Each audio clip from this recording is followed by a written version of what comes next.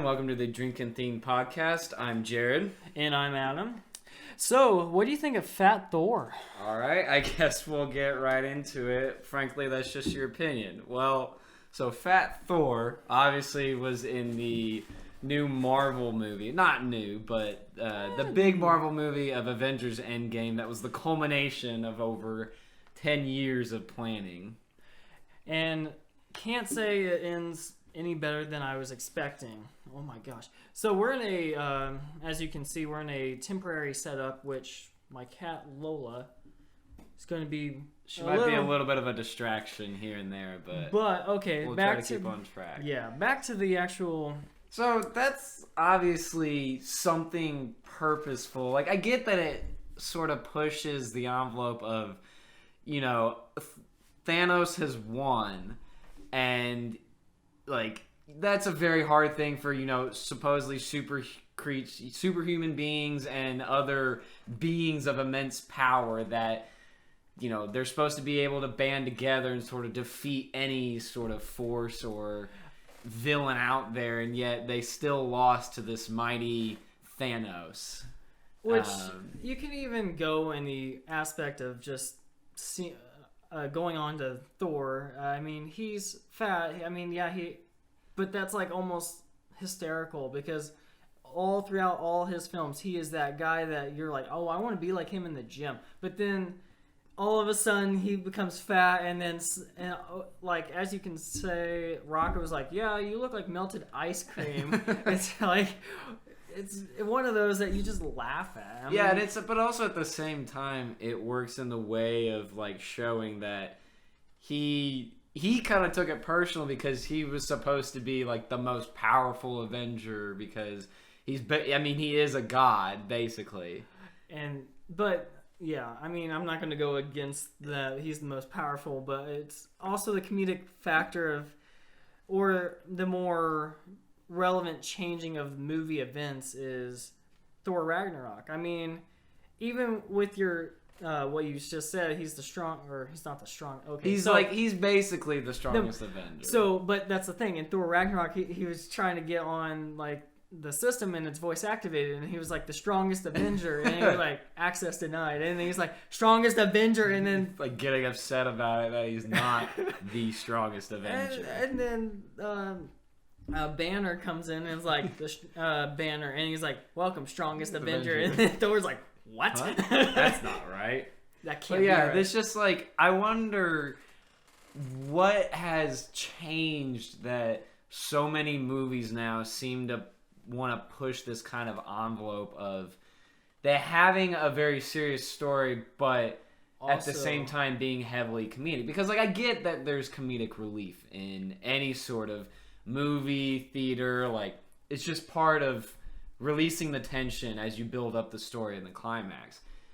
But when you have such of a serious movie as, let's say, a superhero movie, typically those are more serious or have been in the past because you're talking about someone that goes through a lot of hardships, has experienced a lot of negative things. And it's like, take Batman, for example. He's gone, like, in the comic books, he goes through a lot of stuff. He loses his parents at a very young age. He turns that his fear and everything around to use that against his enemies. But when do we start to push a comedic release factor in there? When is it too much? When is it too little? Or let's put it in the perspective of when it actually changed. Because if you look ahead, movies before... I hate to say Marvel in general has pushed that comedic factor by a long shot. And I mean we could say Thor is like the big like change of the tide, but let's be honest, do you think it could be Tony Stark? Like, even in the first Iron Man, he's very sarcastic and witty, and he brings that release comedic factor, but I don't think it's as heavily that as it is in Thor Ragnarok. It seemed like the entire movie was just based on trying to make one funny moment to the next, like just leading up to that. And it was a good movie, don't get me wrong. I loved the movie, it was great. But the entire time I just kept thinking, this is heavily comedic, whereas in the other Marvel movies, it seemed to be kind of sporadic or spaced out. I feel, yeah. And by the way, this episode's not brought to you by Disney Plus or any sort or of anything. We're not sponsored by them or anything. Currently, yeah, but do you think it could be partial reason as? I mean, I won't say that like Thor 2 like was that bad, but do you think that it was kind of rough? It was rough. I agree. But do you think that they had to have a huge comeback and Thor Ragnarok was that huge comeback? Like, get it that Thor literally lost everything in that movie. Yeah, I mean, I think part of that would be the case, but also like look at it now. DC has been heavily like a dark sort of movie. Comic based. Like none of the Dark Knight movies all had any sort of. I mean, they might have had here or there a comedic factor, funny moment, but overall the tone of the movie was very dark and very real and gritty. But now look at some of the more recent DC movies. Think of like Aquaman. That movie had a lot of funny stuff in it. And I mean, I give that partial credit to Jason Momoa because can be very intimidating, but at the same time, he's a very funny and cool, chill dude. But I wonder if the success Marvel is seeing with the way they're taking their movies, if that's causing DC to change the way that they approach some of their stuff. Or, I mean, you could even... So, I mean, our generation, I mean... People are looking more online. They don't want to actually go out to go to the movies, but that's also true. But I mean, at that point, our generation also wants to see we like dry humor, stuff like that. I mean, I guarantee some movie somewhere. I don't know if it's Marvel or if it's DC or anyone, but somewhere in that, someone had to find out that statistically, funnier movies, better. Yeah. How do you push a serious but funny movie onto people? Right. And I mean, Thor Ragnarok was the perfect example. And I mean, even in Endgame, I mean, you're talking about like the final battle. I'm not gonna spoil anything, but like, there is still funny stuff in the final battle. I mean, like, yeah, it was dark all throughout like the first half, but once you got out of that like dark gray area, they made a way to be funny. Yeah. Well, but then I start to wonder, when does it become more about the director or whoever's working on the movie? When does it become about just making the money from it? Because that is important, obviously. That's how you get people to come watch your movie, and how you continue your career of making movies and continuing a series and stuff like that. But when does that trump sort of a artistic critique and judgment on movies? Because I'm thinking, have you seen the most recent Star Wars? Yes. So they still added funny stuff. Well, and I'm getting a little bit away from the comedic factor. So many people aren't a huge fan of this last movie because Disney or whoever, I can't remember who, is it Disney that records that or films that? I want to say it is because they handed over Lucasfilm as part of Disney now. But so basically, from what I remember, not spoiling too much of the movie, they brought back a lot of old references and characters, cameos, and stuff like that from some of the original movies. Yeah. And while that satisfies a certain level of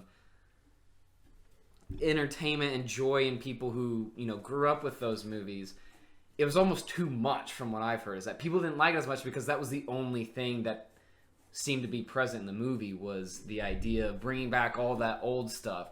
So it's now it's a question of, were they doing that just to make money, to make people happy, or, something else? I mean, I wouldn't even go that far. I've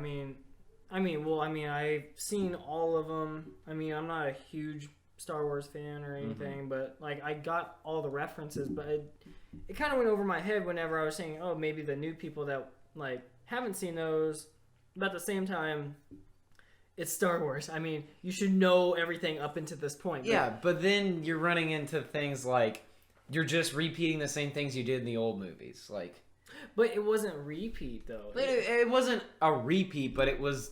They were basically saying or doing the same things, and a lot of people are like, "That's not what we want. We want like a continuation of the story." Because like so many things about the first movies were that they were sort of different from the ones beforehand, but they could be movies on their own, but they fit into the series and the realm and the story so well that that's why people liked them so much.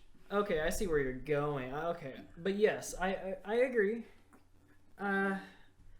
It did kind of go a little bit of a full circle, unfortunately. I mean, you could definitely see that, but I mean, at the same time, it wasn't like oh, that was too much, or oh, that was too little. I mean, it was just like I will agree that by the time that the end of the movie came around, it kind of did look and feel like the old version, just with new characters. Right. So, I mean, I could see that. I mean, but the whole aspect of it could be a new, like, its own movie would be kind of hard to end it, though. I mean, it does set up a lot of potentials for further movies, and that angers me. That completely. Why does that anger you? Okay, the whole aspect of it ending like it did should mean that it should end right there, because I get that they ended the first original Star Wars with a really good note and everything, but there should not be 3 sections. Like, I don't want, like, 30 years down the road then make another one. I don't want that. Because you ended really good, and I feel like you're running out of ideas of what to make something new. Right. But the whole aspect of it just I don't know, just the idea of it could come back. Like, why can't you just end perfectly? Again, that's where I think they're trying to get at, or that's what I was getting at when I was saying, do you worry more about the money aspect, or do you worry about the art in itself of the movie? I would have to go with the art of the movie. But you gotta remember that not everything is about making money. Okay, look at this. They are selling a product. It's Disney. You're talking about someone that, like, that's gonna form a monopoly basically one day. Yeah, so like you have to, at that point, you're not worried about, because you have something else like Marvel that is making extraordinary like amount of money, and yet you should, like, I don't see the money it should be the whole aspect of the film. Like, if the film that you're like trying to create an art around doesn't make the money, then it's not a good movie in general. Yeah. So, like, the whole aspect of it needing to make money kind of detriments the whole storyline, I guess. Because that storyline had to be crafted. But if they're just worried about money, then they crafted it in a certain way where they drew on certain archetypes and character motives and moments that they knew in the past had done well. So they're just trying to play on stereotypes and archetypes of past movies to make money off of it, because they know people enjoy those things. But then you'll get to that point, okay, at least the continuation, like, you know for a fact that down the road, the original Star Wars people are going to be, I don't want to say dying, but they'll be dying off, unfortunately.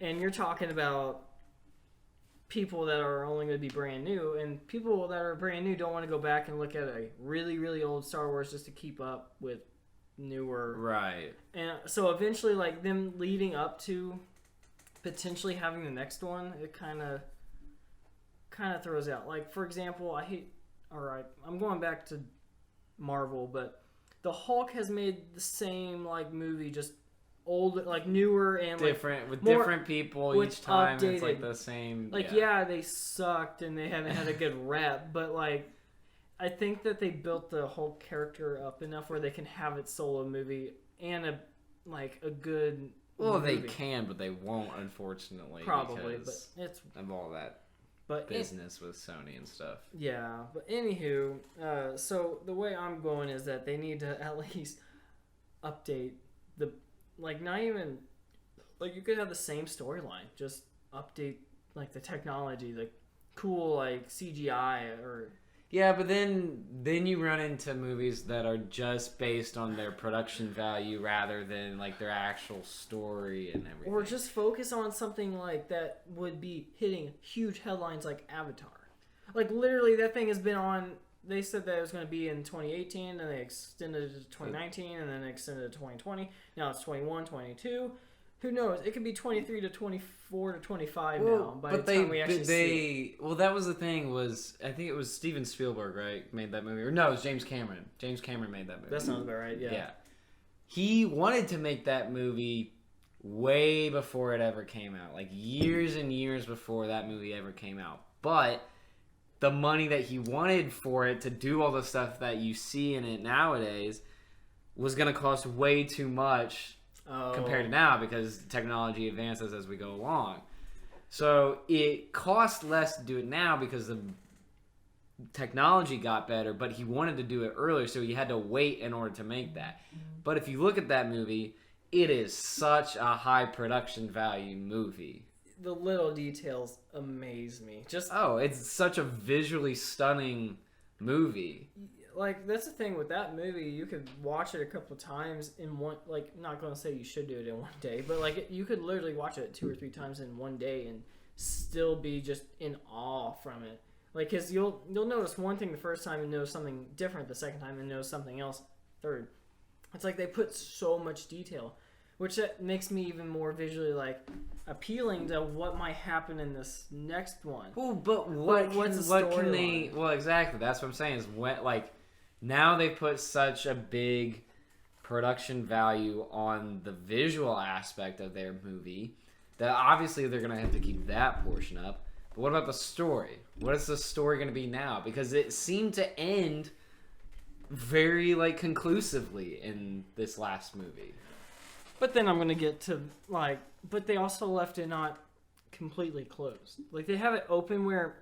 It is now the humans are pissed off. They're going to come back. That's where it's like... Okay, yeah, I could see that, but at the same time, they were escorted off of the planet by the Na'vi. That seemed like an almost conclusive portion But they... of it. I don't know if you've seen it, but they have a... Like, I think it actually came from them, a teaser. And it shows that the guy that, like... The person that was, like, in charge of the mining yes. corporation. Yes. He was in a, like, almost like a U.S. Supreme Court kind of, like, case, except it was just one table, like a business meeting almost. Right. But they were describing how they're going to get back there and take back what's theirs. And I was just like, oh, this is going to be good. That's where I'm where I see, I can't wait to see too. Right. I mean, I'm excited to see it as well, but again, now I'm just curious as to what their storyline, like how they're going to make it an actual interesting story, because visually I know that they're going to follow up in the same way that they did in the first one, because they kind of have to know, because they set the expectations so high and they have to keep it that exactly. So now I'm just really curious about how are they going to make the story interesting enough to entice enough people to come back and see it. Because I think that was such a success of Avatar 1 was visual aspect. Just the visual aspect. Yeah, it may not have had a story that everybody liked, but it was so visually enticing that so many people went and saw. That's why it was one of the biggest grossing movies of all time. But now they're making another one. People already know what the visual stuff looks like because they've seen the first one. If they don't do it on a new planet and everything, there's not much more that they can introduce. Well, I feel like it's not even a new planet. It's just like that they need a new, like a different, like add-on to the story as to like I said, like the humans are pissed off. Yeah. But like... But you need more motive you than can that. No, you can, like, so we have the technology that's crazy. It's more the aspect of what might happen. Like, because I mean, we got, like, the human would be crazy technology. I mean, like, because, for example, what if they nuke them? What can they do from there? They can't do anything. Well, then neither could the humans live on that planet. Well, I mean, if you nuke one thing, I mean, that area is just going to be a little bit radioactive. And after that, it'd be like, oh, we can mine that just with bots. But anyways. Yeah. But with that, I mean, like, if you had that technology, it'd be almost impossible for them to even come back. And it'd almost be kind of ridiculous if they made, like, where they could nuke the planet, but then they somehow still win. Like, I feel like that'd be a little over dramatic because it'd be like, well, or what if it ends like Endgame, where you can't have, or like the Navi like actually loses, but then the third one.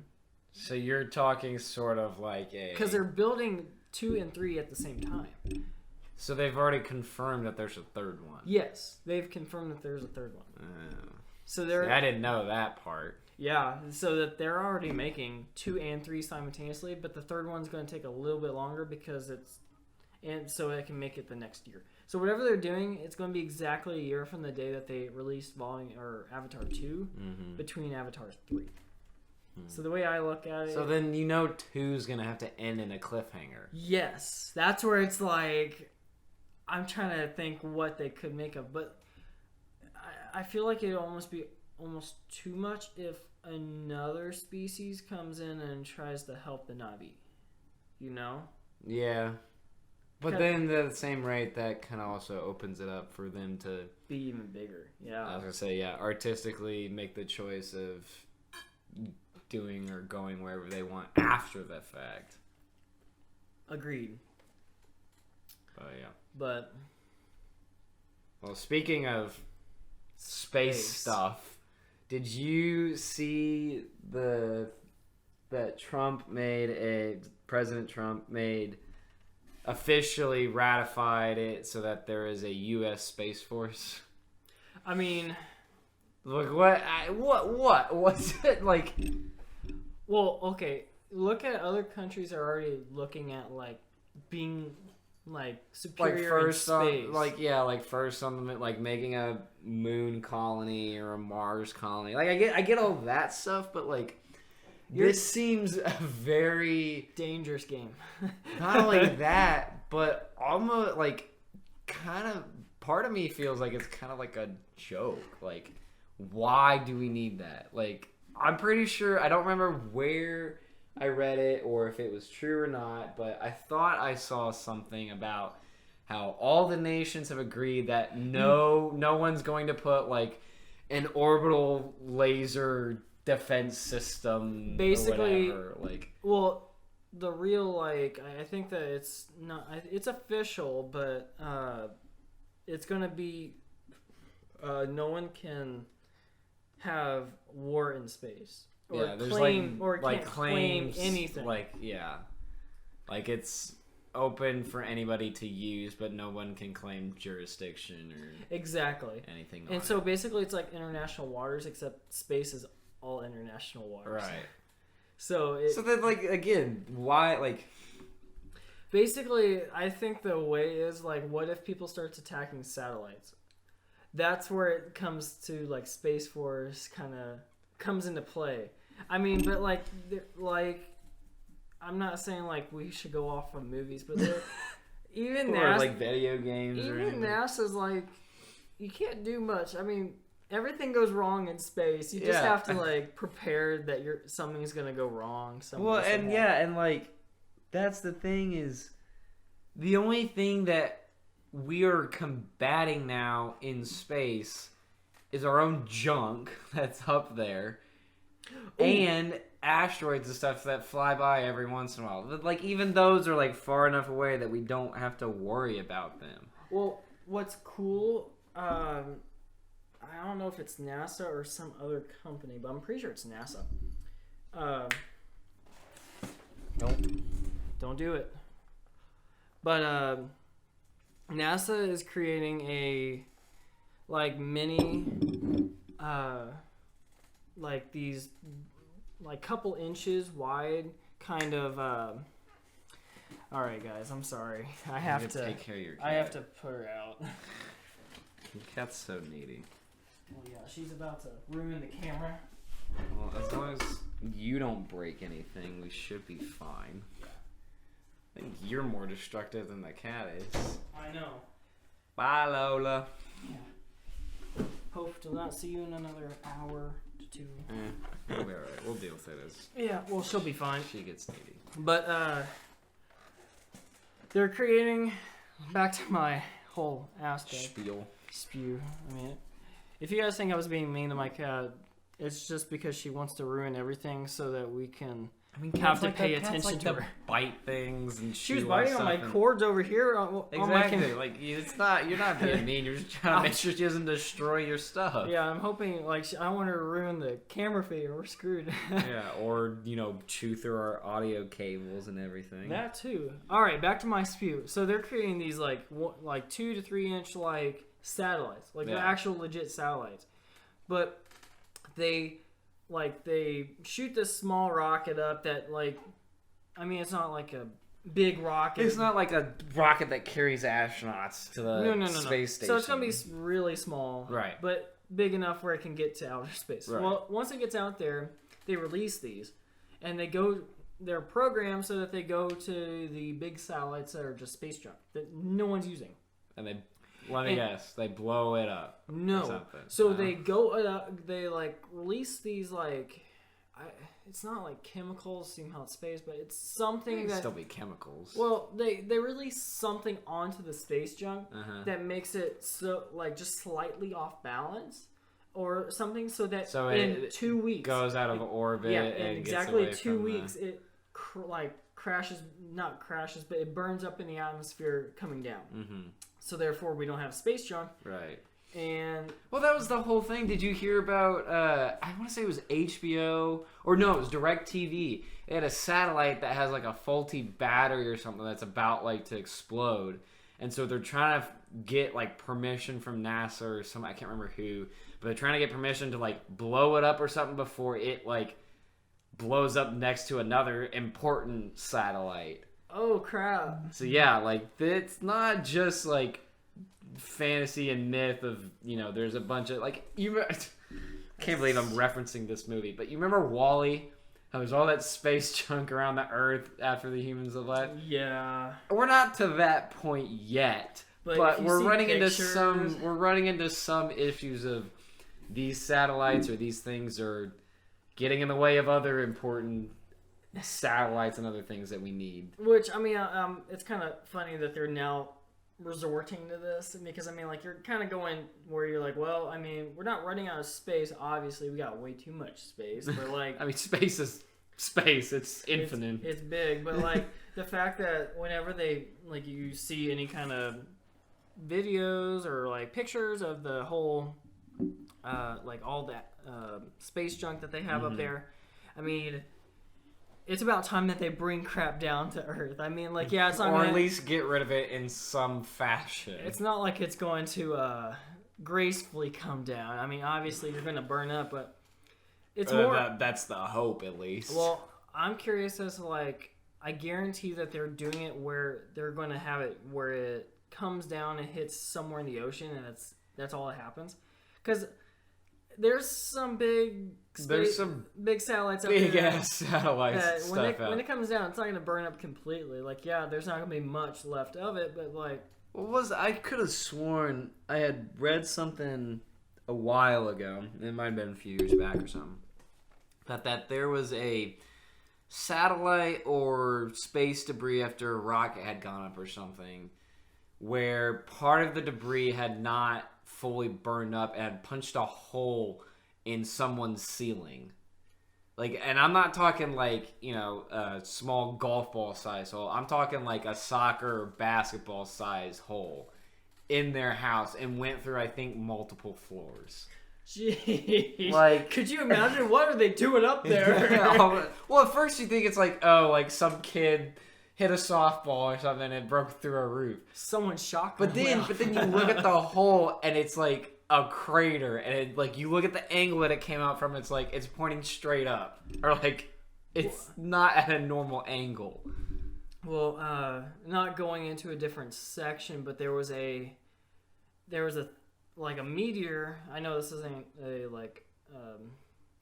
satellite, but there was a small meteor came crashing through the atmosphere. Happened to someone in Russia. So someone's watching TV, and it literally comes through the ceiling and lands in their lap. Like, it doesn't like go through them, thankfully. No, it was actually FedEx delivery. They just launch it and yeet. But no, it like crashed in their lap, and they like have pictures of it just like bruising the legit. Like, it's a freaking space rock. But you would think that would go right through them, not land in someone's lap. Like, do they have iron thighs or something? I'm sure, My God, I would assume that their roof or their house, whatever it's made out of, strong. slowed it down enough that it only slightly injured them. Could you imagine? Yeah, I got shrapnel from what? An asteroid. Yeah, which war did you fight in? No, I didn't fight in a war. I was sitting in my recliner. Just relaxing, enjoying a normal Sunday, and then a rock came out of nowhere. See, that's not the Russia story I thought you were talking about, the meteor. I thought you were talking about the one that happened, I don't remember how long ago the one that, like, shattered all the windows? Yes, the one that was, like, Russia has, like, dash cams and stuff on their cars and stuff. Dude, that was And it was nuts. just video, I just saw video after video of this meteor, and I assume it's a meteor, not an asteroid. I don't know what the distinction is between the two. I'm not a space expert. But essentially, it came in, and like there's this huge fireball in the sky, and it gets close enough to the Earth before it burns. Well, it didn't burn up completely through the atmosphere. Like, it was on fire, like burning up, but it had almost reached, I want to say it was like a couple miles above the surface of there. I don't remember how high it was, but it was high enough that it didn't hit the ground, but close enough that it sent a shockwave strong enough to damage buildings and damage vehicles and actually hurt people. Like, this thing, I can't remember the amount of like force that it had exploded with, but it was like it was like a nuclear bomb. I was gonna say it was essentially like thousands of pounds of like TNT. Like, we're talking like millions and probably millions of newtons of just pure like force, like it had exploded with. And we're talking shattered, like crumpled some buildings, like just from the shockwave alone. Not shrapnel or anything, like there probably was, but from the shockwave alone, it had destroyed several things. And what was crazy was that it was like hundreds of miles away, and they were like, "Whoa, did you see that?" And I mean, like, it was like 30 to 40 minutes later, and then they finally heard the bang. Yeah, because it had like, but you could see it coming in from 100 miles away. You could see it coming in. You could see this giant fireball, and like it went in a giant big explosion. You didn't hear anything, didn't feel anything. You're like, oh, like it exploded or something, and you see this big white light or something, and then all of a sudden later you're just like, and then the whole thing, just like your whole city is just rocked with shockwave. Well, this would be the last comment I have on that before we go to the next section. But could you imagine just like driving down in the middle of the night, you're like, and next thing you know it, you see this big bright light, and you're like, oh, and you finally realize, oh, it's a meteor, and you just see the thing going so fast. It's like Armageddon. You're like, is this how I die? And it's like, well, I don't see any bright lights over the horizon, so I mean that's good, right? Whenever they tell you look at the white light, they don't mean look at the meteor. Yeah, I mean, could you imagine? That would just be terrifying. Well, that's the thing, is you never know, though. Like, it could happen at any moment. But what's funny is that my astronomy teacher said that if there was aliens that didn't really want us, they wouldn't actually come to Earth. No, they would just send giant asteroids to blow up the Earth. They said that they would go to this, it's not like the asteroid cloud that's in the... between Mars and Jupiter? No, it's there. So my astronomy teacher explained it to me that there's a... I think it's called the Oort cloud.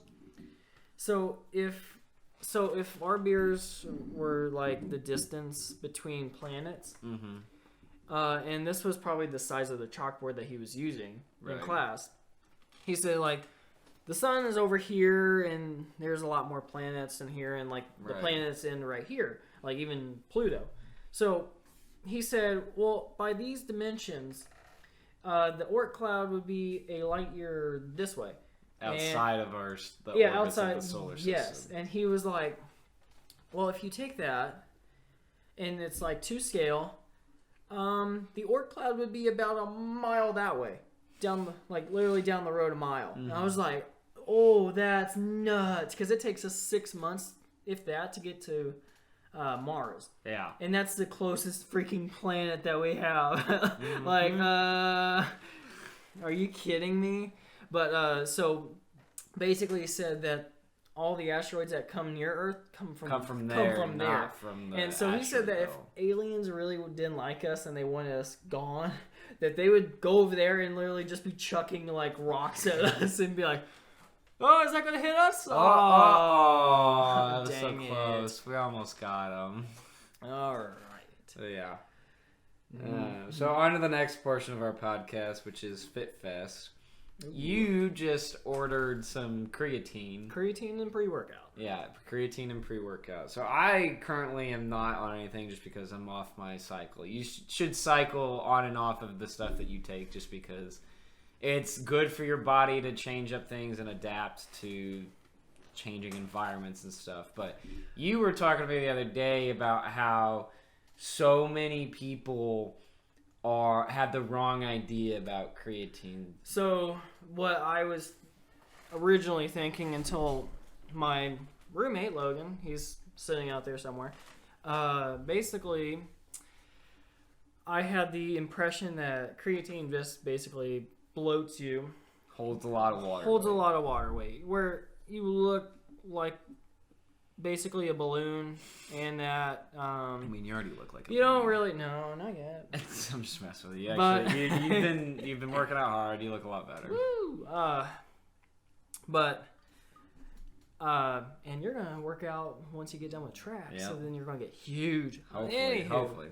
Anywho, so basically, I thought that you just get a lot of water weight and look just a little bloated. Yeah. And basically, I know that there would be some strengths, but just down the road, and it's not like it'd be that much. But until recently, my roommate Logan, he kind of showed me that this new studies showing that it doesn't act like it dependent on the actual creatine that you get, that you could get bloated and whatnot. Right. But even with the bloat, like being bloated, it still helps you cut and get like good definition. It helps you get stronger. Definitely helps you build up a lot of strength. And he'll explain here in a second. But basically, you actually have really good like results from it. So it's not just you do this and then you get really bloated, and it doesn't really give you some strength. And plus, I mean, my fear was whenever you stop taking it that you lose all that, and then therefore you're just back to square one. Right. And for as much as I know you and I do, is I don't want to lose all that hard work, because we put 110% every time we go to the gym. Years of work into our fitness and physiques and stuff. So, I mean, recently I could say that I don't know about you, but I could say that both of us, I mean, you from track, me just by my eating habits, trying to transition over to a healthier lifestyle. But we've had problems where we had our setbacks and whatnot, but I feel that's normal though. Yeah, I mean, it's normal. So, I mean, it's just more of how you take those setbacks in stride. Yeah. And so, I mean, for the longest time I got off creatine, and then I switched pre-workouts that went to one that didn't have creatine. And at the time I knew it but I was trying to get away from creatine entirely. I was just like, okay, let's just see how I go. Right. And I'm not saying try C4 Ultimate, but when I came back to C4 Ultimate, it kicked butt. Like, I started lifting more. I've been starting to hit 225 like repeatedly, consistently. So I mean, it's just like one of those like, oh, what's so different about it? And then finally it clicked. It was like, well, it's creatine in there. I was like, well, I'll see if it continues to go.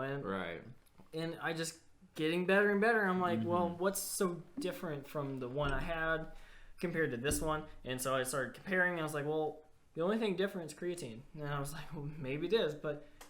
And then so a lot. And you're not the only person that thinks that like creatine's only gonna put on water weight. Like, yes, it gives you strength benefits, but the negative of the water weight sort of negates the benefits that you get from the strength, and that's not the case of what happens with creatine. So, you want to go let your cat in? No, it's fine. So what happens is, in your body, whenever you're doing any sort of exercise or physical activity, you have to fuel your muscles. Like, that's just a given. Like, that's a pretty basic concept. But there's different stages of resources and nutrients that your body uses in order to fuel your muscles.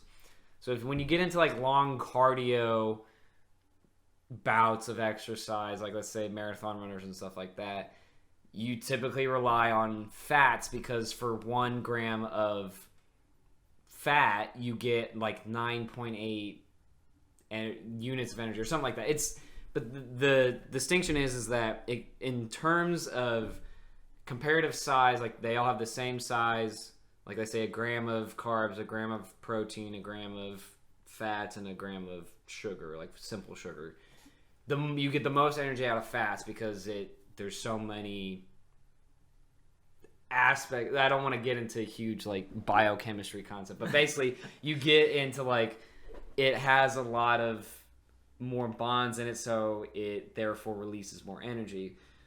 So when you are doing intense short exercise, like say lifting heavy or, short explosive movements, your body uses a chemical compound called creatine phosphate. And essentially that happens in a very short window. So again, explosive movements, stuff that takes seconds, not if it goes over a minute, I think it switches over to like carbs and stuff, whatever. But essentially in the first part, when you're doing heavy explosive movements, your body relies on creatine monophosphate.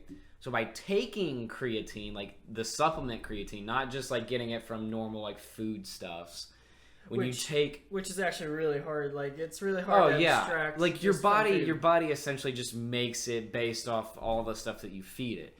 But by taking creatine as a additional supplement, essentially what you're doing is you're giving your body excess nutrients and resources to fuel those bouts of high intensity, short duration exercises. So you're not gonna you might put on a little water weight, but that's just because like you're adding something in your body that needs to be dissolved by water. So you're gonna essentially hold on to more water so that it stays dissolved and you don't run into issues of it building up anywhere. But that's essentially with anything that you take, anything that you eat as well. Like you're gonna gain, your body weight's gonna fluctuate all the time because it changes randomly. But you're not gonna be bloated. You're not gonna be 10 pounds heavier with water weight. It is going to provide you with strength benefits because your body's able to go through those intense exercises with a lot more energy and a lot more power output. So therefore, whenever you do those heavy movements, like let's say you're doing a heavy bench day, by taking the creatine, you're able to lift more than you usually are. So therefore, you're taking the muscle, you're putting more stress on it than you normally do.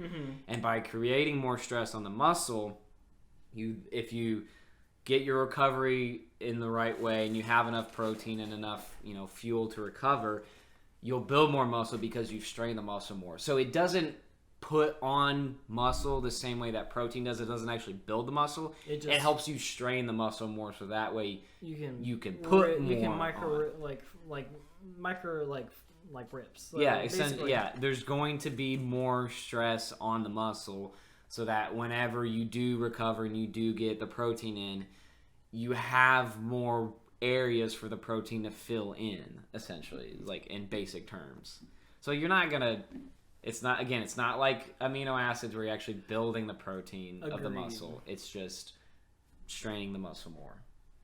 Makes sense, but yeah. But you're not the only one that has that worry of all that stuff, and that's the same way with like taking any sort of supplement. Like, first off, you should ask your doctor, go get a checkup or something to make sure that you don't have any issues with taking anything, because your body is such a delicate system that one thing could upset the balance. And agree. Yeah, it is kind of crazy how balanced that your body is regardless. It's just, and I mean, I'm pretty sure if I read this right out, don't quote me on it, but if I'm mistaken, I mean 30% of the population isn't affected by creatine. Even if you take it, like, it's not 100% guaranteed that that's you're gonna work. Yeah, and that's the thing is, like, everybody responds to training, to supplements, to food differently. Like, yeah, you could be very similar in how you react, but no person reacts in the exact same scenario, chemically balanced way. Like, everybody is different. That's why genes are so important, is because they determine how your body reacts to stuff. I'm not gonna sound like the idiot in the room, but this is my area of expertise. This is not your area of expertise. No. This has nothing to do with it. When you said jeans, I for some reason. Did you think of jeans, the pants? Like, yeah. You're an idiot. My bad. But no, I was like, what do jeans have to do with anything? But I was like, wait a second. Yeah, it depends on your waist size. It really affects how well you process proteins and stuff. Basically, it's like, yeah, I mean, it depends on how, like, much you can fit into these pants in order to actually lift more. It's like, right. The tighter the pants you wear, the more you can lift. The tighter the shirt, like, if you get an extra small, it proves that you can grow more muscle and lift heavier, right? Right. That's they should really put that under the small print on their labels. Could you imagine? This shirt will make you bigger. But that's such a great feeling, though. Like, whenever you put on old clothes that you used to fit into, and you're like, this is a little tight. And, like, that could happen when you've put on weight in a bad way. Yeah. But whenever you've worked out a bunch and you have worked hard for the muscle that you've gained and everything, whenever you put on something that is, like, just, like, the size that you... Like, I used to wear mediums. I used to be 5'8", like, I'm 5'10" right now. I was... Back in high school, I was probably 5'8", maybe 5'10", somewhere around there. $145. Like, I was very lean. I had some muscle, but not, like, a lot like I do now. I was very lean and very athletic. I'm still athletic, but I've also put on a lot more muscle. I'm now about 170, and I got up to 180 last year. I'm just solely working out and stuff. And, like, I used to wear a size medium back in high school. Now there's no way I could fit into anything that's a medium. I know that back in the day I would be wearing, like... Well, you're also very tall. You have a tall torso and everything. This is where I'm getting at, is like... I mean, yeah, I was a little shorter in high school, but I mean, that has nothing to do with it at the point. But, yeah, I will say that I used to wear larges. Mm-hmm. And then I started working out with you guys, lost a ton of weight, got back to mediums, and then you guys were like, yeah, I can't wait to get larges. And finally you got that day where you, like, I remember it was like, you got a large. Like, I had to get a large. And I was just like, oh, I'm jealous. And then it's like, you don't realize how, like, crazy you strive to do something like that. And it's like a goal that, like, and it seems like such a weird, pointless goal to have that, but, like, to me that meant that if I wore a large or an extra large, which I do now, that meant to me that my shoulders were broad enough, that I had put on enough muscle, that I had that, like, sort of V taper where my waist could fit into, like, a medium, but my my shoulders were broad enough and my chest was big enough and my back was big enough that I had to wear a large or extra large. Right. And that was that. I don't know why, but that seemed such an appealing goal to me that I wanted to achieve. It is so appealing. I will give you that. I mean, because now you're in the same boat that I am. Well, like you have to. Well, the thing in is, order for like, things to fit. I'm wearing larges now, but I mean, it's one of those where like the shoulders and the arms are slowly never fit, getting tighter, and you're like, I don't want to go up to an extra large. Like large sounds perfect, but then extra large just makes you sound. I'm not gonna say like fat, but it's just like for like. But the it's person but like down, if you keep your waist thin, it never fits around there, and it's just like it looks like you're wearing just a oversized shirt or sweatshirt. But but looking at the top, it looks like it fits totally fine. But then when you look around the waist, it's like, what are you wearing? Like, if they could design a shirt, and I'm sure it's out there probably, but if I could get it definitely would cost extra. But if I could get a shirt that was a large or extra large up top, but a medium around the waist, I would be the happiest person ever. So basically like a dry fit kind of thing, except more. But even more than a dry fit. Like, because dry fits, you can run into the problem because they still are like mediums, larges, extra large, and so on. Where they fit around the waist because they're elastic material and they stretch in order to accommodate. But then it just looks so like on purpose that you're wearing a smaller size up top. So I have a couple shirts that like look skin tight, which I want to get to the point where, I mean, the things that I have like three. German. Well, I mean, some people do three like that, and some people do three. Well, like that. Anyways, but three things. I got three things that I need to like actually work on, and you don't need to. You want to. Want to. Okay, so because you're a healthy individual right now. There's nothing like that you need to essentially do. Well, need is love handles gone. I want the love handles gone, and then on top of that, I mean, once that goes, the belly should, like, that little bit of belly fat that I have left should be gone. But then on top of that, I want to be able to do deadlift. I mean, because ever since I've had a back issue, I mean, my back, like today, had a bad like back spasm, so it's just like I can barely move much whenever I have it because it just hurts so bad. Right. And it's so tight that like if you sit down wrong, it just like makes you like it tightens even harder, and then you like literally almost curl up in a ball because it hurts so bad. I remember a couple of years ago I had it, and I was stuck on the legit ground for a couple hours because I could not physically move because my back was so tight. Yep. I thought I was dying, but. And again, that's why you should stretch before this becomes an issue. And I'm not saying that is a direct cause of your issues, but a lot of issues that I hear about and that I see about are because people don't, like, yeah, you can lift a bunch and you can work out a bunch and be in great shape, but you have to stretch out the muscle so that it doesn't tear and it doesn't become an issue, because you can think of it as like a lock, like this is the locking mechanism for our audio listeners. I'm clasping my hands together with just the fingertips holding on to each other.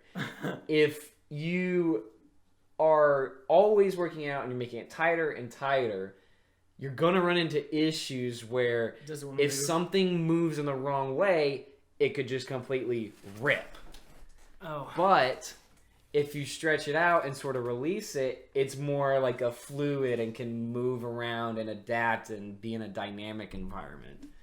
I mean, I'm not saying that was your cause or your issue, but just for people in general, make sure you take your strength training also with stretching. And I mean that we have to have a break here in a second, but that'll be the next portion that we talk about is stretching. So stay tuned and we'll talk about stretching.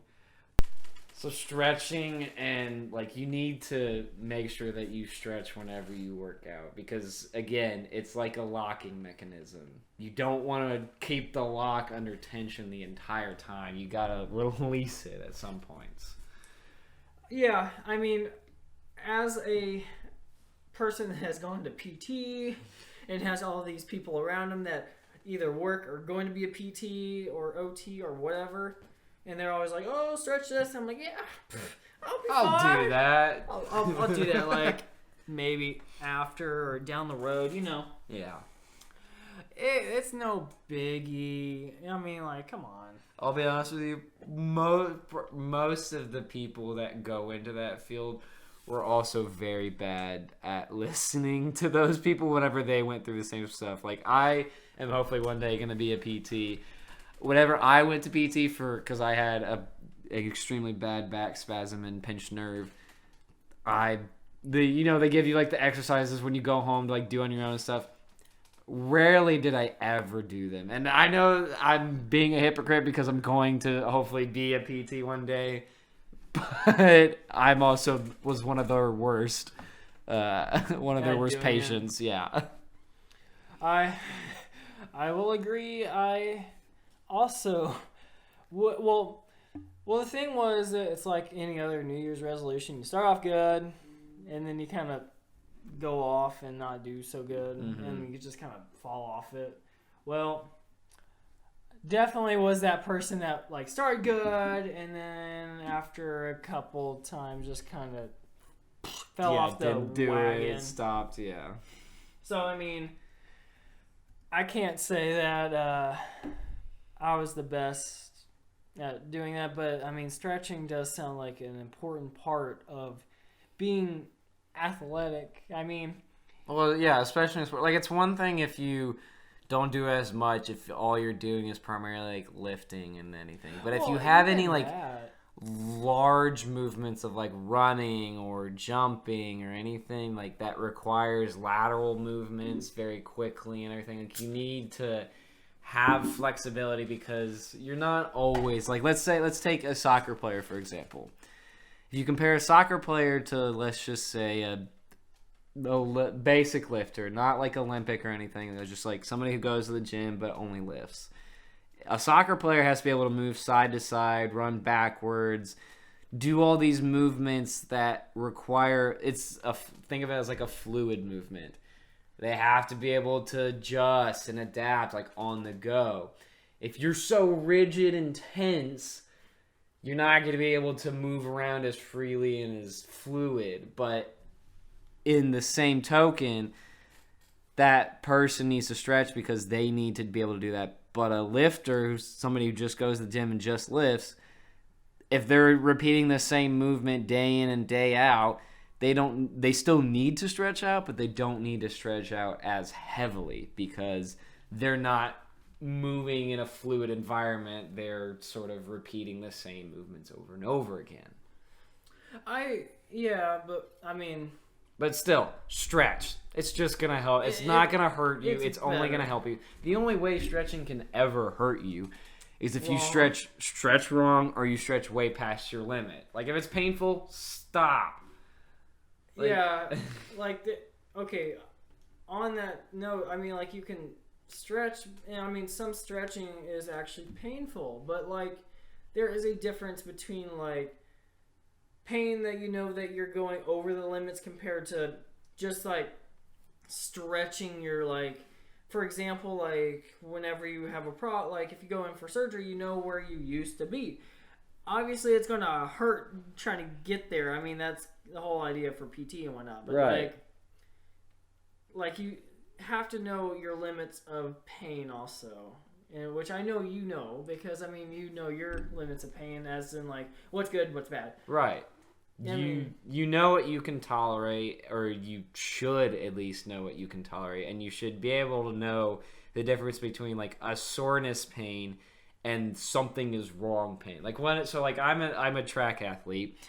I know, like, whenever I'm doing, like, let's say a hamstring stretch, I know the difference between this is just painful because it's sore and it's tight and I need to stretch it, or this is I messed something up bad in my hamstring and I need to get this checked out because I pulled it or strained it. Like, I know the difference between that because I've been doing this for so long.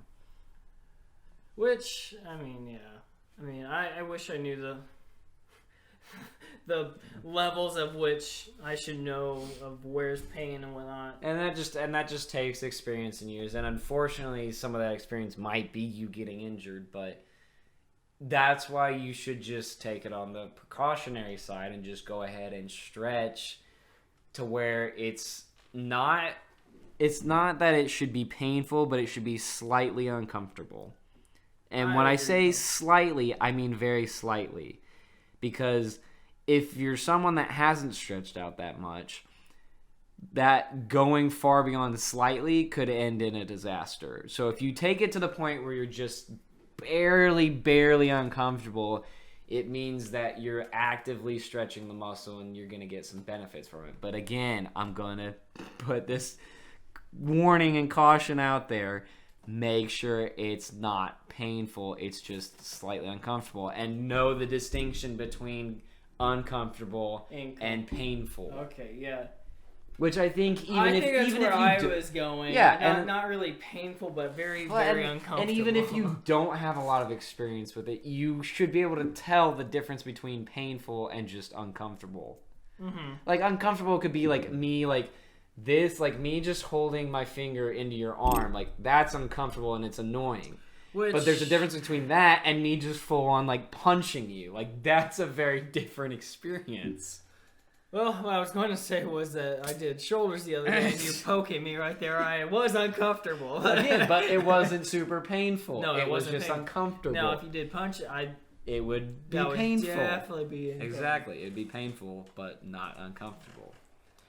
Now, what's the next thing that I was going to bring up, because I have to ask is, so, I mean, I've been looking into this posture, like, corrector, not entirely, it's more of it just keeps your shoulders back so that you're not, like, slouching forward. Slouching over, because, I mean, I program, so, I mean, all I do you sit at a desk all day. At work... Yeah, at school. I mean, I only have 6 more months of school, but at the same time, you got. I'm on the computer. Well, right.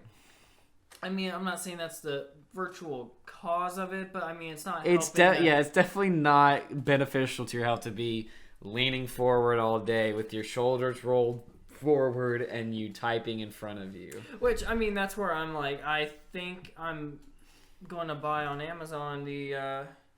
Back corrector. I mean, I've been researching to see what like is better companies that you can actually use correctly and whatnot. And so I'm still in the midst of it. I mean, it's in my checkout, but I'm not proceeding yet because it's you haven't fully committed to the purchase yet. No, but like I've been trying to mentally focus on like keeping my shoulders back, and therefore I am trying to avoid trying to buy it. But at the same time, there's something with it where like when you wear it, you can actually be in a like proper because I mean with the posture corrector, I mean it's going to help you for one keep your shoulders back, but whenever you keep your shoulders back, you're also sitting up tall. Right, you're sitting up straight. You're not having your spine compress on the internal vertebral side, which I think is a like ironic, because in high school I remember Devin. Well, Devin freshman year told me, he was like, you should keep your back up straight or you're gonna have back problems later on in life. I was like, yeah, you're full of it. Like, you don't know what you're talking about. And then 4 years later, at freshman in college, I've had the worst back pain of my life. What was it? My lower back. Now, it wasn't the cause of me because I sit wrong. It's because of whenever I went from high school to college, and I went from playing baseball and tennis to playing basically nothing, and playing here and there for tennis. So basically, baseball, you did a bunch of core work, and it kept your abs tight, which in turn made your back really like strong. Well, your core isn't just your abs. It's also you also have like your core is the point at what you're basically where the center of gravity is for you. So like your abs are a part of it. Your groin area and your lower back and everything, and sort of lower to mid back. All of that is technically considered your core because that's what stabilizes your trunk. Sorry for going into But I mean, all that stuff. That's kind of cool. But well, I mean, for the people out there thinking, "Oh, core is just abs," I mean, that's basically a good point. It's important to it. Your abs are definitely important to your core, but it's not the only thing that's a part of your core. There are other muscle groups in there. So it's a very good point to make. To keep track of. And so basically, my problem was that I had a bad core. So basically, back and abs, which I'm slowly but not fully committed to, which is sad, but I'm getting there. Right. Like tomorrow, I'm supposed to have a core and like cardio plus shoulder day. So basically, I'm hoping that this posture corrector will help me keep my back straight, but at the same time, you can't. I want to hear your thoughts on. Do you think that's just neglecting the abs and the core, or is it like helping both sides? In my opinion, and I'm only a professional in the sense that I am a licensed physical trainer. In my professional opinion, I think there are a lot of products out there that aren't necessarily beneficial because they're shortcutting the actual issue and they're not solving it. But with a posture corrector, I think it actually would be beneficial because, yes, it's signaling to you that, hey, your posture's incorrect. And the only way that you can fix that is by engaging your core and your back muscles and, all the muscles that go into your core. I would say it would be different and bad for you if it physically did it for you and physically moved your back into the correct position for you. But if it's just one of those products where it signals to you, hey, you're in the wrong position, and you have to actively get to the correct position, that could be beneficial because you're actively engaging the muscles to actually get to the right position. Well, I mean, the good products that I've been seeing that are it's not like signaling, but it's actually doing it for you. But they say only do it for 4 to 5 minutes a day, so therefore you know where the right is. So therefore it's technically telling you, hey, this is where it should be, and therefore you're mentally, because you physically can't go like this, therefore your body is forced to be like this. But once you take it off, then you're like, oh. And so it's basically like braces where it's just like conditioning it to the right form. But after it's just like... I would say maybe look into... So I know which one... I know what kind of ones you're talking about where it kind of trains you to pull it back. But at the same time, if you're not actively doing it all the time, like in order to get to that right position... your body is so good at adapting to things. So if you're not actively doing it all the time, you're not going to actually build up the muscle strength in order to keep it that way. What I would maybe suggest looking into, and I haven't done as much research into it because I have decent posture, is one of those things where it's like a little square that you like put on your back or something, and it doesn't physically move your body into correct posture position, but it lets you know either through an app or through like visual cues or electrical stimulation or whatever, just like a little like vibration of, hey, this is the wrong position. It lets you know that you're in the wrong position, and whenever you get into the right position by actively engaging those muscles, then it signals, okay, you're in the right position. So every time you get out of it, it signals again that you're in the wrong position. And then therefore you actively use the muscles to get into that right position. So it doesn't physically do it for you. So it's not a passive movement or an active passive movement.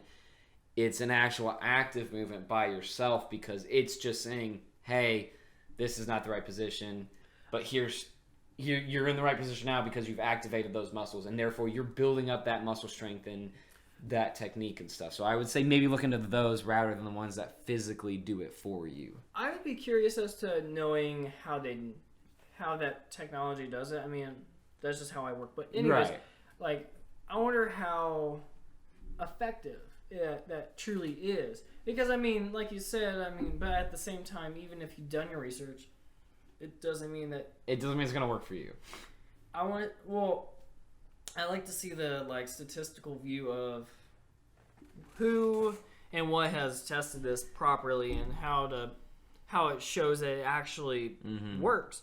I mean, that's what I want to see because I want to know what percentage is it actually going to help me. Like, if it's like a 50-50 chance, I don't really want to spend $30 or even 50 or higher to be like, oh yeah, you know, it might work. Right. It's like, no.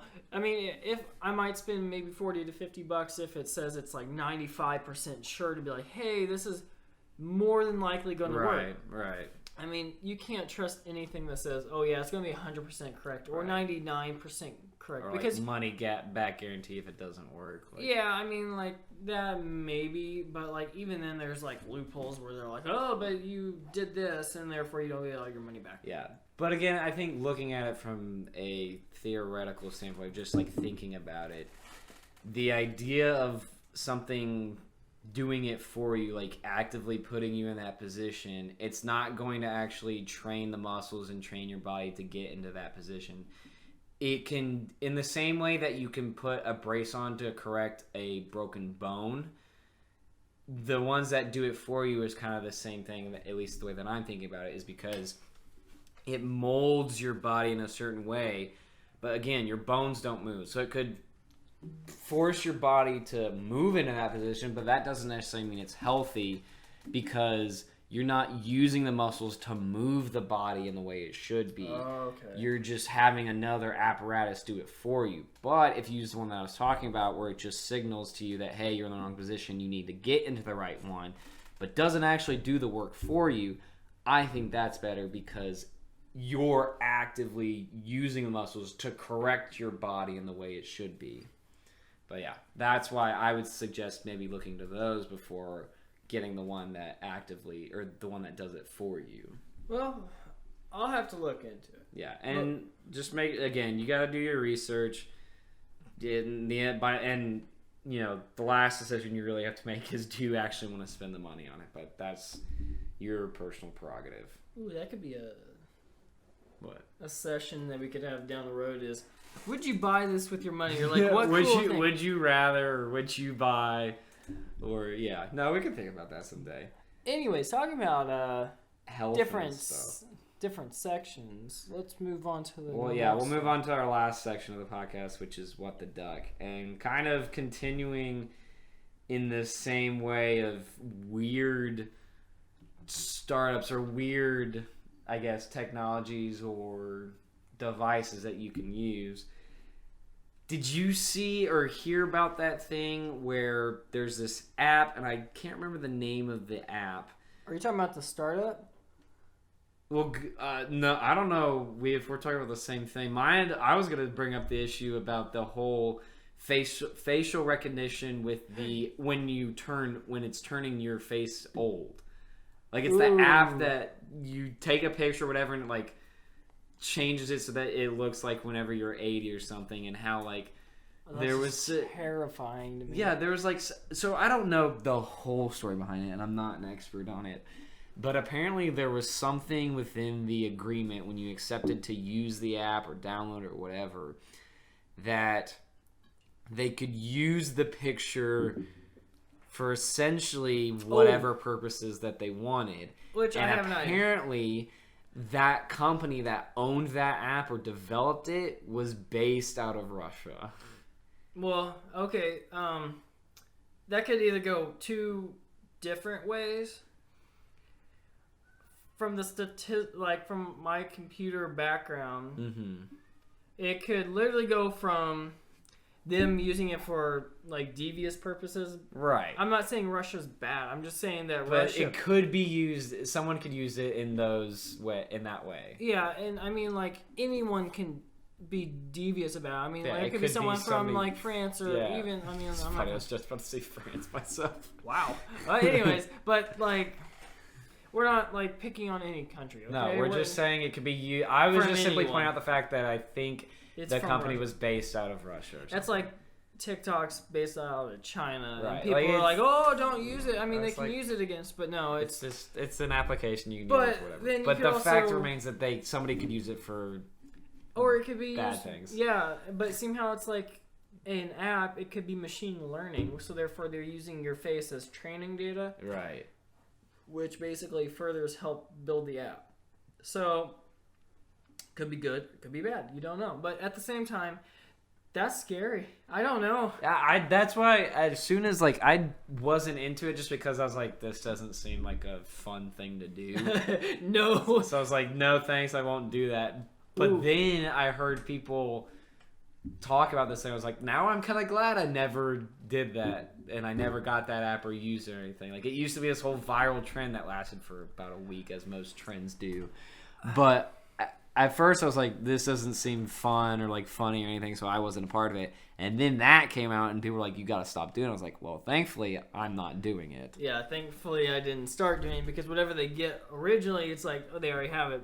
But then I'd be curious as to, I got two things. For one, I got, like, I wonder how, if it's, like, accurate at all. Like it shows what you look like while you're older, right? Mm-hmm. Supposedly. But, so, like, what happens if 40, 50 years later down the road, you're like, let's see how close they were to actually, like, showing how old you were. Right. But then... So my second thing was something with facial recognition and whatnot. Did you know that China, like, they give each person like almost like a credit score for personality? So like what? Yeah. So basically, they determine your personality. They give you like a personal credit score, basically on not like credit but personal score. Yeah, they call it a personal score, I think.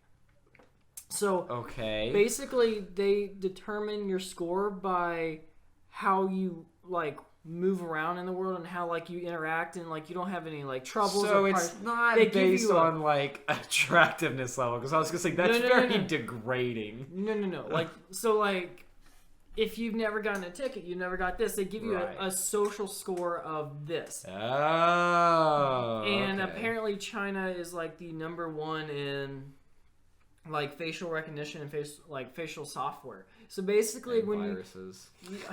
That too. Okay. We'll get to that, or we'll talk about that later, or even some next episode or whatnot. But anywho, so like basically, they give you a credit score on what's happening. So if you were like a goody good two shoes, then you have the highest social score. Is that what benefit does that get you? Well, the government can keep track of you. So like if you might have like a not like a criminal record, but like they might think that you're doing devious things, then your social like score will be like super low, and therefore like if they see you, because they have the most amount of like cameras and everything in the world, like public surveillance and stuff, which is another thing that I want to bring up at some point, and how you feel about public surveillance and stuff. And I definitely have a lot about that. But yeah, so basically if they like get a hit that you have a low social score, then they have police around the area that they get like alerts saying that, hey, stop this guy, just question him and blah blah blah. But see what he's up to, kind of like exactly. So basically, that's some hazy shit. That is very hazy, and that's where it's like Congress was like, we should pass laws to like forbid this. I'm like, I'm one of those. I'd sign it. I mean, like, it's not like I do anything bad. But still, you don't want like. That's scary. I don't want to be micromanaged by something. Exactly. You don't want to be tracked in every single thing you do, and like that's the problem. Is that so much stuff that we do, like all the ads that you see, like whenever you Google search or whenever you like basically do anything on the internet, like all the ads you see are based on stuff that you've looked at in the past, and basically it plugs that in an algorithm. You would probably know better than I do, but it takes all this stuff and says, here's the most likely thing that they would buy or look at or actually be interested in, and so it forces that stuff onto you. And if you don't go into like an incognito browser window or anything, you will get the same freaking type of ad every single time. Well, the thing is, like, you can go onto a completely, like, for example, unless you go into a really, like, private browser that hides all this, and or even get, like, a VPN where it's like, oh, you're far away. Right. But, basically, I know people that work on algorithms that for big companies like Dick's Sporting Goods or something like Just that. like some big companies. So basically, the algorithm works by taking your keystrokes on like how you type in, like even the space in between like you typing characters. They plug that number in, and basically they see what you're searching.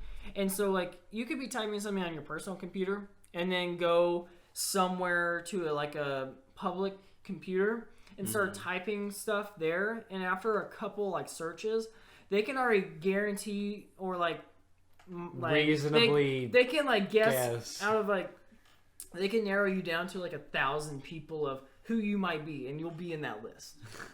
It's nuts. And these are things that they work on every day. That's like why whenever you go onto a new computer, like for example, I'm not saying like I research stuff on my work computer, but like whenever I typed in just something random that I did at home because I had to call someone and they're only available when I work. So I mean, it's not like I wasted any work's valuable time. I just took 10 seconds to like click in just one place so I could call them and make an appointment. In that time, I got an ad that I would get on my computer, and it's like they narrowed me down. Like I already know that they got me. It's like they nagged you, like gotcha. They knew exactly who I am. So now anytime that I go back to my work computer, and even if I'm not saying I do that, but if I even look on anything on the computer, they basically can send ads my way and be like, here you go, we know you're a programmer, we know who you are, kind of thing. And it's like, ugh. I swear, I mean, this is a new computer at work and everything. It's like you would think that I don't get like questioned or get these. And it's like, I'm at work. Can you just leave me alone? Dude, and that's the same thing whenever like I'm on my phone and like I'm playing a game because I'm bored, and like you know how it has like that countdown of like you have to watch this video and then you can like move on to the actual game, but like after a certain amount of time it gives you that like X that you can click on to like get rid of it, and you know, get rid of the video or get rid of whatever simulation it's giving you. Yeah. Whenever I accidentally click on it and it pulls it up on like, it forces me to open up the app page, the app store or whatever, and it pulls it up, and then the next probably 2 months I get the same freaking ad over and over again about this game or whatever product that they were advertising. It is one of the most infuriating things that I have ever dealt with ever. Because it's like, I hear the same thing over and over again, and it drives me, it basically makes me an insane person. Because I literally accidentally clicked on something and it just replays it over and over and over again, and it just drives me insane. Like, I mean, that's the only way people can. I mean, a lot of companies make money is by ads. I mean, that's how and that's how you hear about product stuff, and I understand that. But when it's the same freaking ad over and over again, like I could probably get the same ad in the span of 30 minutes. I could probably get the same ad to occur maybe 30 times or more. Like, I heard this again, or like you think maybe they can modify the algorithm where it's like, hey, could you once you see this, could you like do it maybe 2 times and not do it again? Right. Then I might be okay with the, or like, and I understand if like, you know, some site or whatever is sponsored by some other company that has a product that they're trying to sell, if they have to do that, that's fine. But whenever I'm watching a YouTube video and it's the same freaking game that pops up over and over again as their ad that they have in videos, and I know that they're not sponsored by them, give me something that I can do to say, show me something different. Yeah, but at the same time, well, I mean, they have been. I mean, that's why they've been like getting those like surveys out. I used to never take them because I was like, I don't want them, like, I don't want to answer questions for them. But have you ever done it? But now I start doing them because I think, oh, maybe it'll get rid of this ad and it'll give me something different. Yeah, so that's why I actually start filling out those surveys and stuff because I mean, want to get rid okay. of the same ad. I'm not saying that we're against ads. I'm just saying that we're... I mean, it's understandable you have to use ads, but... At the same time, I mean, ads also make people money. For Right. example, famous people on YouTube, I mean, you're going to... The only way you can get decent money is by, like, ads. Mm-hmm. So, I'm not saying that, hey, we need to not have ads, but... Because, I mean, like, if we get ads someday, I'd be totally okay Right, with it. Because, I mean, exactly. we'll be bringing in some money, some kind of... But it's still just, like, some of the things... Could it be something that's something original? Or doesn't repeat 24/7. Because, like, if I get the same ad maybe 10 times after watching 2 or 3 10, 15-minute long videos, I'm going to get annoyed. I'm going to absolutely get annoyed and get infuriated.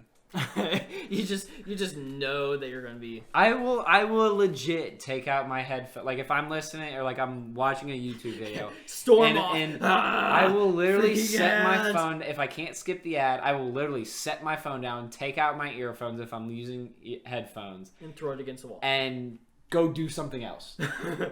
Like, go get a snack or go do... Like, I will literally just set it down because, like, I'm done hearing this. I'm tired of hearing it. Literally. It's annoying as hell. Uh-oh. I'm just Jared tired saw of it. another ad. Oh, God, it makes me want to... It does make... Like, I would never throw my phone because it's expensive, but it makes me want to throw my phone because I'm mad. annoyed. It's alright. But, I mean, like, one of those is just... Can't avoid it. Yeah, you can't avoid it, but it's still something that I would like to see changed. And I'm sure there's websites that I could use or search engines that essentially don't keep that data of what I look up or where I, what sites I click on. Well, and don't like structure ads and stuff for that. I mean, one thing that would be cool would be a VPN. I mean, VPNs would be kind of cool because I have no idea what. Well, that is. we'll talk. I'll talk about that some other time. We might open up a topic of things of technology stuff where you spiel on about tech and cyber stuff. And, we'll get to that. In the same way that I'm not an expert, but I have a very good basis of knowledge on health related stuff. You have a very big basis of knowledge on tech and cyber stuff. So we may one day have a portion on that stuff, but for now, at least, we've at least talked a little bit about it. I feel like we'll get to it, but yeah, eventually we'll get to it. But speaking of dealing with like you mentioned TikTok, how it's like based in China or something. So as of this day, it is January 26th, 27th, 26th, 2020. And we are dealing with a huge epidemic of how do you pronounce this? Is it the coronavirus or something? The way I look at it is it's probably one of those that the only person that knows it is the person that made up the name. Mm-hmm. So, yeah, if I were you, I'd look up the actual statistics on how many people are actually like feeling the pain of this. Well, I read something the other day that it was like 100. And again, there obviously different sources are gonna have different numbers and everything, but I'll just look it up on my phone. Yeah. I read something that said like 144 cases of this virus had been identified in China, and it spread to other countries. And then I want to say there's 2 cases in LA area, and then there was maybe 1 in Chicago or something. But apparently this is such a big problem because I don't think there's any vaccine for it. Oh, there isn't. That's the scary part. And yeah, the official death toll rise currently is somewhere sitting around 50 or 56. 50 or more. But at the same time, I don't know if those are completely accurate. I'm pretty sure they're Right. trying to keep crowd They- control. Right. They might be trying to hide and So it could be in the hundreds, but they have well over 1,000 cases just in it's China. ridiculous. And I mean, like, what are even some of the like it's flu-like symptoms, but then there's, I don't know the exact like details of what they might have, but all I know is the scary part, which even medical professionals are saying is terrifying, is that you don't know that you have it until 2 weeks. You don't see any symptoms for 2 weeks. So you're saying that there could be 1,000 cases of it in the United States just by people accidentally passing it along before they realize that they have symptoms, right. which is terrifying. And because by the 2 weeks, you're probably at a point where they can't fix you. Like, they can't. well, help I mean, until they come out with a vaccine, you can't really you don't know. Right. But so for example, one sec. But all I know is that whenever you get upwards in the thousands of people having it, it's just exponential. Because I mean, for as many people as people come in contact with, how often people travel, it's nuts. Well, that's how it's spreading to other countries and stuff. Is that it was identified as a problem so late that it was spreading and people didn't know, and then they were traveling not knowing that they had been exposed to this virus. See, now there's the youngest confirmed case involved is a 9-month-old girl in Beijing. Beijing. It's spreading to other highly populated. I mean, I don't know how to say Wuhan. I don't know. Wuhan. Oh God, I'm Probably. horrible with. Well, we're no experts in. Anyway, Chinese, in Mandarin language. But yeah, so basically, any major city populated cities already have some cases. Well, that's because again, you can't identify it until it's too late, and at that point, it's gonna spread to people who have to travel for one reason or another, and then it's gonna spread to a bunch of other countries. Which I mean is quite terrifying. This is more of a deadly strain, and they said that this one is evolving. Mm-hmm. So it's constantly evolving, which is even more dangerous. But at the same time, if you get some kind of vaccine out there, it could combat that and make your body at least somewhat more immune than being just kind of naked without it. Mm-hmm. So I don't know. It's quite terrifying because could this be the next big virus that the bubonic plague, essentially. Exactly. Because this thing is spreading so quick, and you like I said, you can't tell for 2 weeks. That's terrifying. Well, and that's the other thing is and it's not anybody's fault. It's not the medical professionals' fault. But we have relied so heavily on antibiotics and other drugs that are supposed to kill off these viruses, these bacteria, that we are running into the issue of new strains of this same type of deadly virus or bacteria that are now becoming resistant to the drugs that we used to use to combat them. And the issue is trying to develop new drugs in an ethical manner that doesn't harm people, because human testing is such a very... Let's put it this way, the job that I work at, I'm not going to say the name because they probably don't want me to. Right. But basically, the company that I work for says that you have to go through a process which takes anywhere between 12 to 48 months to even become human testing. You're talking about human or not human. There's so many animal steps. They showed us the steps on it. It's nuts how many steps you have to go. And I will say, because I've seen their laboratory when testing against animals, they treat them better than they treat they treat them so well that they pretty much don't want to leave.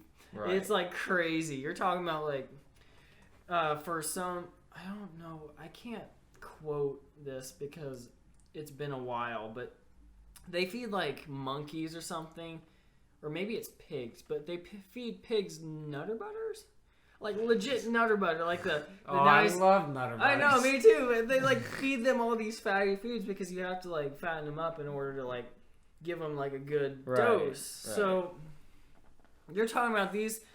Basically, people like these animals are laying in their bed getting fed grapes, like where the pest is. And It's like, so like there's so many steps that you have to get to even get to like human testing. But by the time that it gets to that point where it can be tested for the effectiveness in humans, because you can reasonably guess from animals and stuff, but by the time you get to the point where you can actually use it in humans, you run into the issue of the virus or the bacteria, whatever, spreading or mutating again, that the drug is no longer effective or that you can't contain the outbreak. but like something this big, I mean, I'm not saying it might happen, but like they might actually have to further along testing, regardless. Like because, I mean, speed up the process. Because of I mean, getting if it to human testing. for I'm not hoping that this happens, but if like it gets to the thousands of people dying a day from this, you're gonna have to speed it up because it's not worth like, oh, we need it's not worth losing millions and millions of lives. Exactly, and I feel like people would be. Billions. I guarantee people would totally be down, be like, "Hey, I'll be okay with this testing as long as Well, it's that's like somewhat the whole close." thing with like experimental drug testing. Like you have to like sign a waiver and stuff of like, That's I what accept full responsibility for whatever like Yeah. negative side effects or consequences may happen of me taking this. But I mean, whenever you're at that point, I mean, you will leap for this. I mean, you will go for it all the way. I mean, if I you're will say if I ever had this virus, which I hope I don't, right. that if they found something that was remotely close to a drug and I was getting bad, I'd be like, or if you like, sorry, excuse me. If you had tried all previous methods of eradicating this, whether it be medicine or, I don't know, herbal teas or whatever. But let's say, like, you've tried all other options and solutions and it doesn't work. I would be in the same boat where I'd be like, fine, just give me the experimental drug. I don't care what happens. Like, if you guarantee me that I will die whether I take it or not, I might as well just try it to just see if it helps. And if not, then, they can use They can use whatever happened to me as an example of, okay, we need to improve this drug in this aspect. Like, benefit others. Like, if I know that I'm gonna die regardless, just go ahead. And just do it. I'll try it. I totally agree. Like, I mean, not everybody's gonna feel that way, but at least that's the way that I look at it. It's the better way to look at it. Better to be unselfish than to be selfish, I think. Because if you're not thinking of others, because you don't want, for example, people always think about their children. You don't want to be like, hey, I'm just going to do this for me and me alone. No, you want to do this so it can help other people. Right. I mean, you're not going to be the one that goes in the history books and be like, oh, he helped, like, save everyone. but deep down, you will know that you helped save so many people. Right. But the fact that China's taking huge leaps, I think the last time I heard, they were doing two weeks to build a huge hospital to contain the epidemic. Yeah. And then you said... I thought I had heard or read something the other day that said they're trying to build a whole new hospital in like 6 days or something. 6 days? It was something ridiculous where like a normal hospital that can accommodate a lot of people and a lot of problems would normally take months or years To be built. is now going to take an exponentially shorter amount of time just based on the fact that there is this outbreak and this epidemic of this virus that is just taking a nuts. hold of the people. But that's just such a huge issue that unfortunately we have to deal with in today's world. But we'll hopefully. We hopefully we don't have to talk back on this depressing topic, right? In a future later episode. But I think this is going to be it for this episode. We should probably wrap up. But thank you for tuning in, and we'll get to you next time. Bye, everybody. Bye-bye.